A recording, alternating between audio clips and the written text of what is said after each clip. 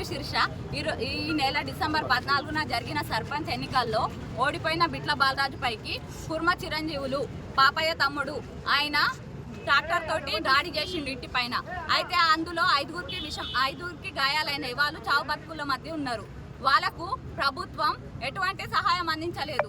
వాళ్ళకు ప్రభుత్వమే ఖర్చులు భరించి వాళ్ళకు ప్రభుత్వ ఉద్యోగాన్ని అందియాలి. ఇప్పుడు ఉన్న వాళ్ళ ఆసుపత్రుల్లో ఉన్న వాళ్ళకి ఎవరు సరిగ్గా ట్రీట్మెంట్ అందించడం లేదు. గవర్నమెంట్ వాళ్ళకే సహాయం చేస్తుంది రూలింగ్ పార్టీకి.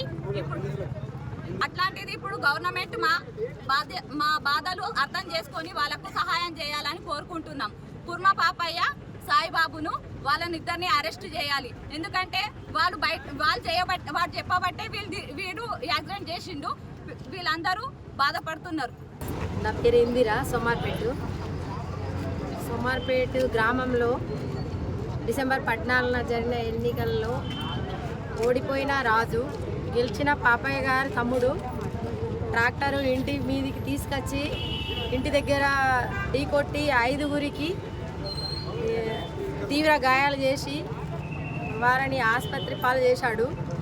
అయినా ఎమ్మెల్యే గారు రూలింగ్ పార్టీ మాది అని చెప్పి ఆ దాడి చేసిన వారికే సెక్యూరిటీగా ఉన్నారు. కానీ మిగతా ఇంతమందికి మరి ఏం జరుగుతుందో, ఊర్లో విషాదం ఏముందో అని ఎవరు కూడా అనుకుంటలేరు.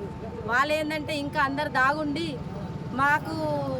మాకే న్యాయం జరుగుతుంది, మేమే రూలింగ్ పార్టీలో ఉన్నాం, మా అండ ఎమ్మెల్యే గారు ఉన్నారు, మాకు ఎవ్వరు కూడా ఏం చేయలేరు, రేపు ప్రమాణ స్వీకారం చేస్తాము, 100 మంది పోలీసు వాళ్ళని తీసుకొని వచ్చి సోమార్పేటలో ఉంటాం చూడండి అని చుట్టుపక్కల వాళ్ళే దాడి చేసిరు. ఉన్న వాళ్ళు కూడా మమ్మల్ని బెదిరిస్తున్నారు.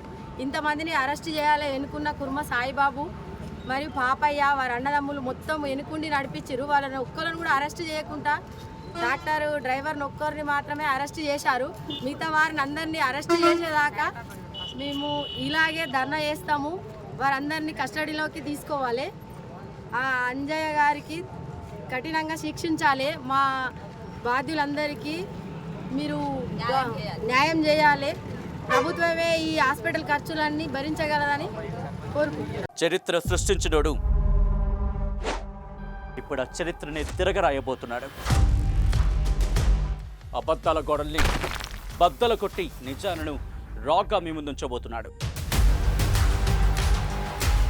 నిజమైన వార్తల కోసం వెంటనే డౌన్లోడ్ చేసుకోండి రా యాప్ని.